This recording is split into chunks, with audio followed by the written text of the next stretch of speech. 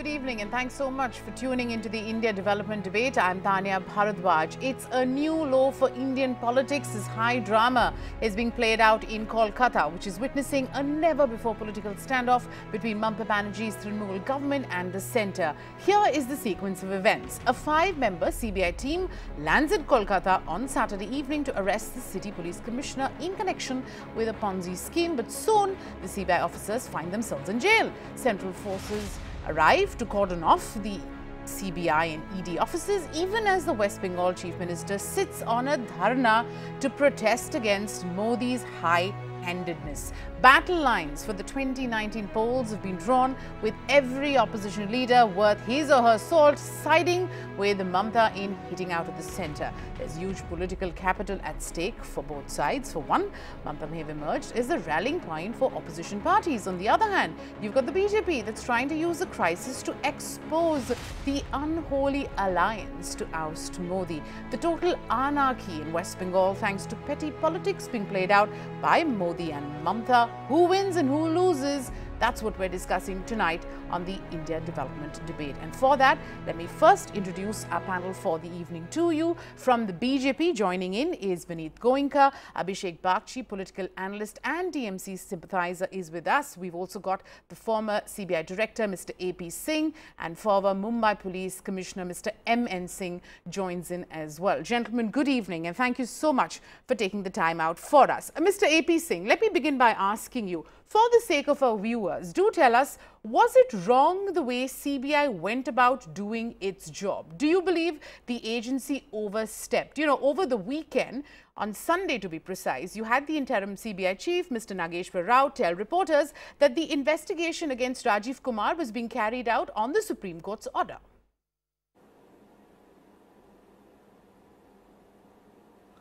Well, Tanya, I don't think there's anything wrong.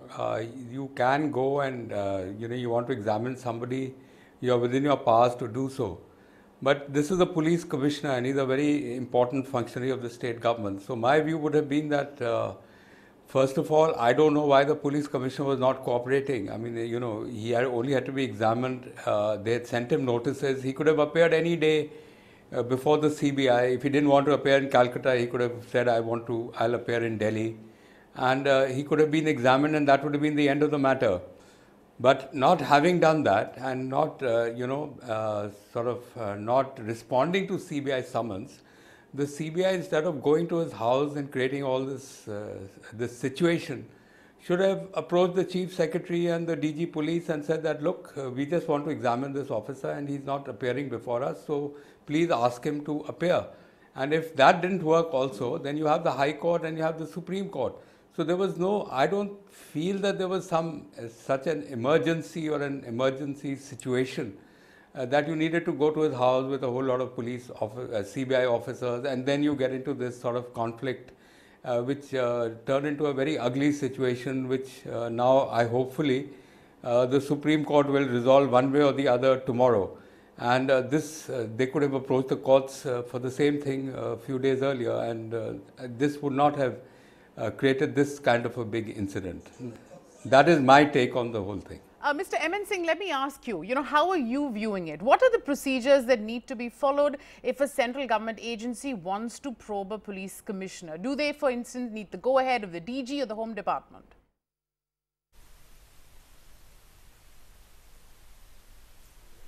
Well, it's very strange that in a matter like investigation, which is totally about the enforcement of the law, a political figure like the Chief Minister and her whole cabinet gets involved. Generally, whenever the CBI wants to interrogate any officer of the state government, it's between the CBI and the state authorities, that is in the case of the police, is the DG Police or the Police Commissioner, and in the case of others, the Chief Secretary.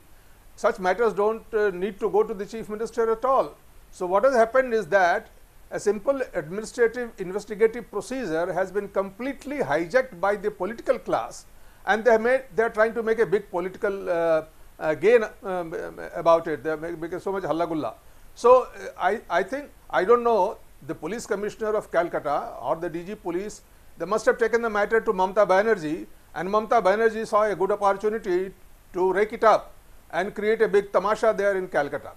Now, what has happened there, you see, there are various things being said, whether CBI was right or wrong, and whether police commissioner was right or wrong. I don't want to say anything about that. You see, that's not the issue at all. Legally speaking, the CBI can go and talk to him on Sunday, Monday, Tuesday, any day, holiday. That is not important at all. And as I understand, the CBI had sent a notice to the police commissioner, but he didn't respond to that. And therefore, there was a certain atmosphere already built in the city. Some whisper campaign went on that the police commissioner was absconding, and this came to the notice of Mamata Banerjee and all that. Now, the whole conduct of the police commissioner is also not beyond question. He doesn't attend the meeting called by the election commission, and then the chief minister of all the persons apologizes on his behalf. I mean, in everything that is happening in Bengal is political, and that is the whole tragedy. And so, to say who is right or who is wrong, that's not the point at all. The point is that a person like the chief minister, the constitutional authority, obstructs the due process of law. The chief minister of the state herself declares that the law and order has collapsed in the state. Probably she is wanting that the center should dismiss the government and proclaim president's rule, and then she will make a big take a political capital out of it. That seems to be the whole agenda. And unfortunate thing is that the IPS class, the police, have come in a very bad light. It was a sad spectacle to see the police commissioner of Calcutta and the DG police of Bengal and the chief secretary sitting with the chief minister in the street in the dharna. Okay, this is not an official proper conduct. Yes, it's Mr. highly let's also get our highly other unbefitting the rank of these officers. Yes. Sir, let's just get our other two panelists as well. Vineet Goenka, let me ask you, the timing is also very curious. It's raised many eyebrows. Why this sudden sense of urgency from the CBI? The probe started 5 years ago. The Supreme Court has even rebuked the CBI for dragging its feet in this investigation. If there is no political intervention, then how does one explain the fact that the investigation is only picking up pace now before the Lok Sabha polls? It has got nothing to do with timing. I think it is an internal procedure of a police department, be it be a local police or be it be CBI. They send summons. When the summons are not answered, then they take another step. And I think it is the next step of the first step, which was not answered by the authorities there in West Bengal.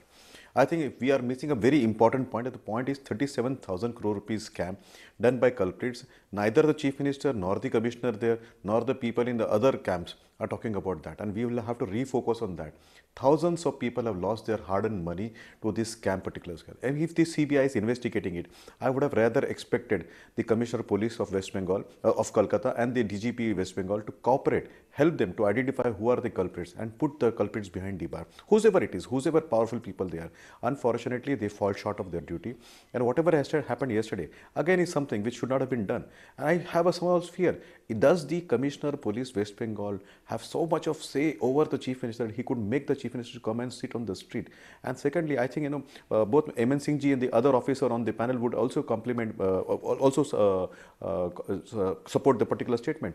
Does a police officer on duty ever sit on dharna with a political person? In case if there is an injustice on him, he could have always gone to court. He would have said what happened was not proper. He could have approached the authorities in a formal way. I think what he did yesterday was not appropriate for an officer at his rank there. So both, the conduct of the state government and the conduct of the police commissioner was not appropriate, and I would request through your channel to them, sense prevail over them, let them have the investigations going on, let them support the investigation. Whoever is the culprit, XYZ, whoever is the culprit should be booked, should be given justice. Abhishek Bagchi, let's bring you in. Mamata Banerjee may have accused the centre of attempting a constitutional coup, but you will agree, and there's no denying that a scam did take place. You had Rajiv Kumar, who headed the SIT that was set up by the state.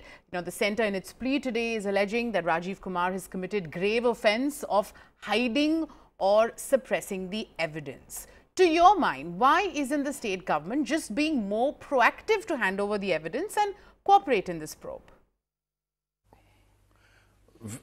Very good point, actually. See, what we have to see, when we come to a debate like this, we have to be a little more data driven and more fact oriented rather than trying to build a narrative. So Article 1A of the Constitution clearly tells that there are three types of powers, power devolution. One is in the state list, one is in the union list, another is in the concurrent list. In the union list, we have things like defense and external affairs. In the state list, that is under state jurisdiction, we have law and order. In the concurrent list, we have things like education. And so, in the Union of India, there is absolutely no central crime, no federal crime as such. Crime is always under state subject. There is a federal crime investigating agency like CBI.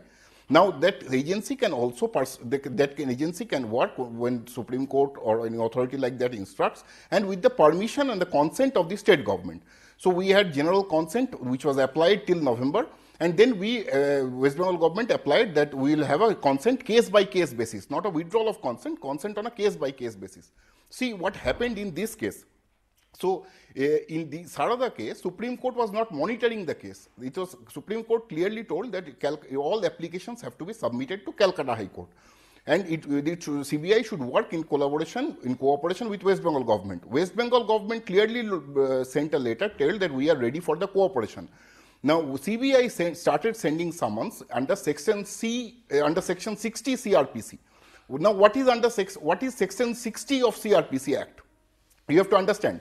So that states that any lawful person in custody, if he escapes, the person from whose custody you have escaped, you can go and pursue that person anywhere in India.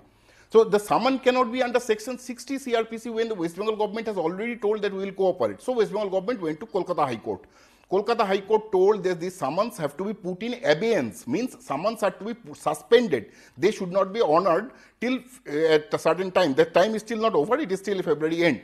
Now, at that time, we made a visit to the 40-member team visits to Kolkata Commissioner's, Police Commissioner's home.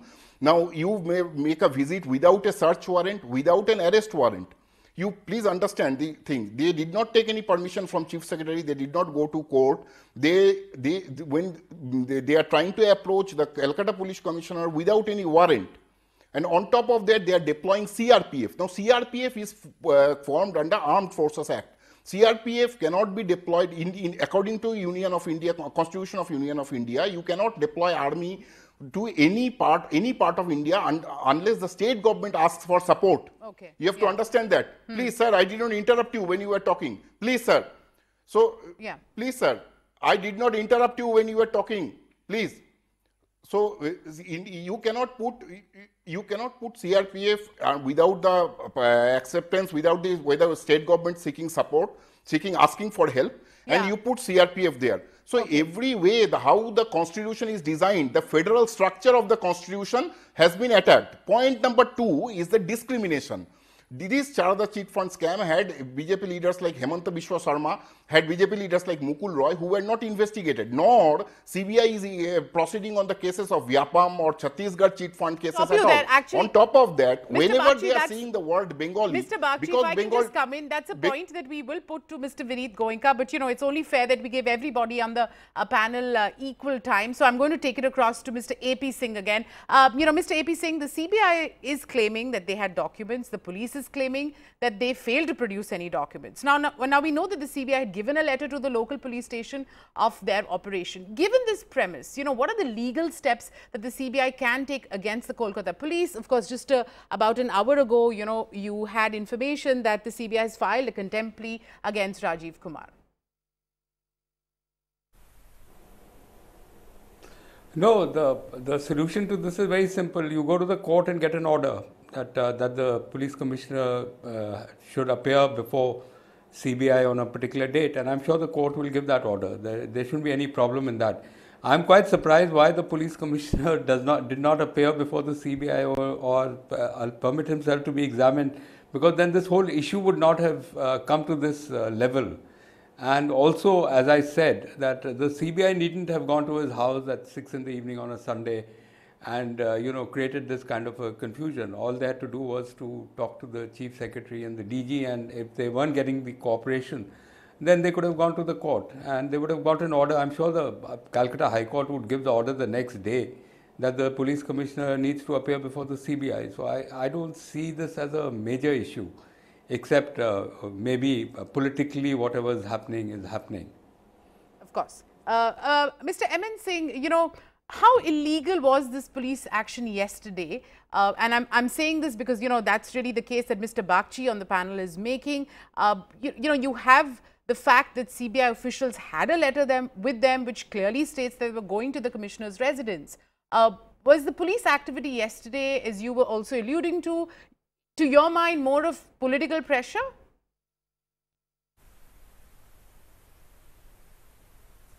Well, as I said, this was a matter between the police commissioner, the DG police and the chief secretary and the CBI.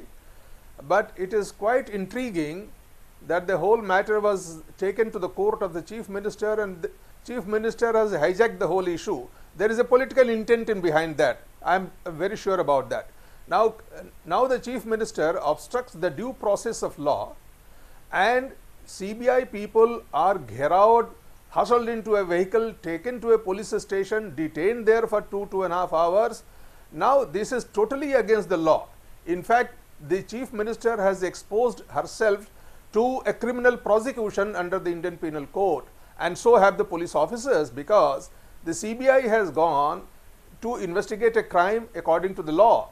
Now it is a different thing that they went in the evening, they took 60 people and all that kind of a thing. That's a matter of semantics and details, why they did so, why they were feeling apprehensive that they went in such a large number. These are matters on which you cannot really give a very authentic reply or a very correct reply. It's a matter of guess. But the fact that the CBI people were mobbed by police, they were hustled into a vehicle, physically lifted and taken to the police station, detained, questioned, whatever, and then they were allowed to go, and chief minister herself obstructed. They have exposed themselves to legal action under the law, and if the CBI decides and the court directs, they can be prosecuted. Now these are all matters which are ifs and buts. Now coming to the question of how the CRP was there, I have a little difference with the gentleman who spoke earlier. You see, it is true that the military and the paramilitary force cannot be deployed in the state without the express request or consent of the state government, but there is a constitutional provision that permits the deployment of the central police forces in the states to protect central government organizations and establishments. And when the CBI comes under such an assault, then it was quite legitimate for the center to deploy this CRPF to protect the CBI officers. And I have absolutely no doubt there is no violation of the constitution. Now there has been a lot of talk about the resurgence of federalism in India. Well, this is just blah blah blah going on. Resurgence of, this is a complete violation of the constitutional provision, and I won't mind mince my words saying that a constitutional authority like the chief minister herself violates the constitution of India. The chief minister obstructs the orders of the Supreme Court. The chief minister obstructs the due process of law. The chief minister does not allow the chief minister of UP to land his helicopter. The chief minister, in my opinion, probably conspires to disrupt the rally of the prime minister, and there is a big violence. What is all this going on? Bengal has become a big political akhada, and she is just trying to emerge herself as the consensus opposition leader. Well, she has a right to do that. She can do that, and I wish her well. But then, can I just take it across now to Vineet Goenka? This is a very dangerous game being played in the country. Right, Mr. Singh. Thank you. Thank you, sir. You've made that point. Mr. Goenka, let me ask you to something that Mr. Bagchi alluded to. Mukul Roy, who's allegedly a key conspirator in the Sarda scam, is a top leader in the state for your party, and you're sort of betting big on him. How do you respond to charges that why save him then? Why isn't he being interrogated? So there are three parts to my answer. Sure. And one part has already been answered by Honorable Mr. Singh. Whatever the procedural part. So I'll go to the part number 2 and part number 3 then. The part number 2 is CBI had gone there to investigate, ask for the evidences. Now evidences could have been against A, B, you and me, anybody. And here it is irrespective of who is the accused. Now I don't know who is the accused. Neither you know the accused. The evidences would have pointed out to the accused. If they feel accused is Mukul Roy, then they should have a more reason to support that. For a minute, assume that it was, somebody who has joined BJP. Then they should have cooperated and given the evidences and let the accused be booked. Why they have obstacles? So I think probably, this accusation that Mr. Roy or Mr. Vishwas has joined BJP and we are not investigating them is absolutely flawed. So now also I'm requesting them through your channel, cooperate in the investigation, whoever it is, whatever powerful person they are, let them be booked. And to Mr. Bagchi, Mr. Bagchi, there is a saying in Bengali, chorer mae bado gala. So if you yell and say anything, it will not safeguard you. Sir, you are culprit. Not a single time you or your leaders have criticized the accused of 37,000 crore rupees. You have not cooperated for the last 4 years. Now also you are not cooperating. You are creating hurdles. And let me tell you, in this independent India, with the era of social media and media, people of the world, people of the country are watching what is being going on there. Even now you can advise your leader to please come down, restrain, show some kind of dignity, ask the commissioner to cooperate and probably face less wrath of the law. Because tomorrow if it is proved that the commissioner has something which he is trying to have, let me promise you, neither the Supreme Court nor the law of this land will spare you. Mr. Bagchi, how do you respond to that? And if I can just, add my bit to it, you've got a former minister, an MLA and an MP who've been earlier arrested in the case. I'm talking about those belonging to the TMC. There are serious allegations against the party on this side of the case. I'm going to reiterate because, the last time I think the question sort of got mired with legalese. Are these political posturing to scuttle a sincere probe by the CBI? In a channel like yours, we should have that's what I told. This is not a sort of chaos going on in a channel like yours. We should have an informed debate. This is not social media to spread fake news and build narratives. We have enough BJP handles spreading fake news in Twitter throughout the day with false 50,000, 1 lakh bot followers. So let's have a more informed debate. When the CBI issued notice on 30th of November, the notice was dated for, the summon was dated for 6th and 7th of November, backdated. When they again issued the summon notice on 12th of December, that summon was again backdated for appearing on 10th of December. So all these false summons were put in abeyance by Calcutta High Court. They were suspended by Calcutta High Court. They told properly investigate. Now you want to investigate or not, that was clearly evident in last 4.5 years. Never ever West Bengal government objected to their investigation. They started putting summons under section 60 CRPC. Point 1. Point 2 is that West Bengal CM is a head of the state. She has every right to protect each and every state government employee, every employee who is a part of the state government administration. So see, whatever she has defended, it is not for, it is for defending that particular person who has been being convicted illegally. Part 3.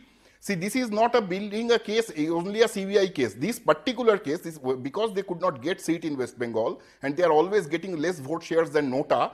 So what they are doing, wherever they are seeing Bengalis, they are targeting. Like I'll give you an example. In NRC, they told they will throw away illegal Muslims. They have evicted 30 lakh Hindu Bengalis in NRC.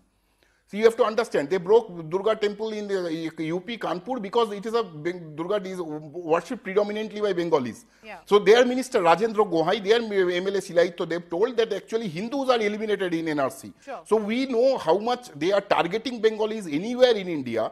And in the federal structure, you have a central government authority, no doubt, parliament has selected you. But in the state government, the people mandate also have to be respected. You can't go and interfere in the people's administration, people's machinery and go and tell boss because we are the centralizing authority, we will go and throw away, interfere illegally. You follow the proper legal procedures, we will respond definitely. Okay, Mr. Bagchi, thank you. You've made your point. Mr. AP Singh, I have very little time left on the show, so I'm going to, direct my next question to you. Do you think that what's happened over the weekend also sets a bad precedence for the CBI? Is there a chance that the CBI credibility, which is already at stake, we know, could now face a further drubbing? As I told you earlier, Taneia, that I think that the whole matter could have been handled in a much better fashion and without getting into this whole big situation. That it has come today, and so obviously the credibility of the organization would suffer a hit. Mr. MN Singh, last 30 seconds, is Rajiv Kumar somewhere the fall guy in this toxic connection of politics and corruption?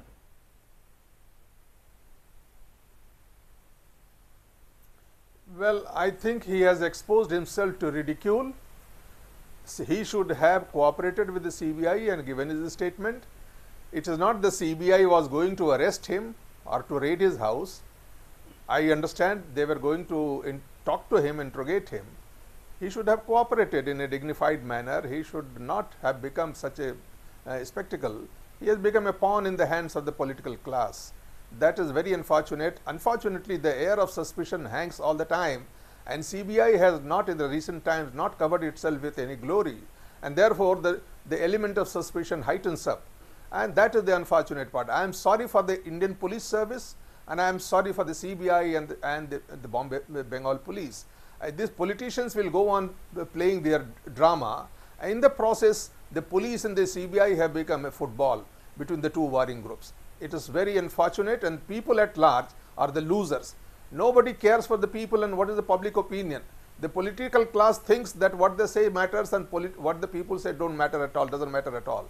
And in the process, institutions are getting bad name and people are losing faith in that. I hope that they understand and they arrest this trend.